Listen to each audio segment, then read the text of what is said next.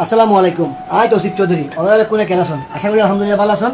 আজ ইয়ে আর বইন ও জন্মদিন, তো তার জন্মদিন উপলক্ষে আজ ইয়াই বিরিয়ানি রাঁধিয়ে নেই বড় কোনে খাবাইন। আজ এই রাঁধিতে কিন্তু কুড়ের বিরিয়ানি দেখতে লাগুন তো আই আর বউর লইয়ে নে বিরিয়ানি রাঁধি পেলাই যা কিছু লাগিব ব্যাগ কিছু লইয়ে নে রাঁধিবে কার্যক্রম শুরু করে দিল।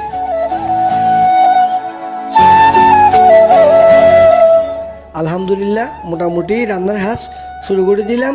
বিরিয়ানি রাঁধি পেলাই যত ধরনের আইটেম লাগে আইটেম এক কানের পর এক কান আড়া বেকুন ডেকচির মধ্যে ডালি দিই।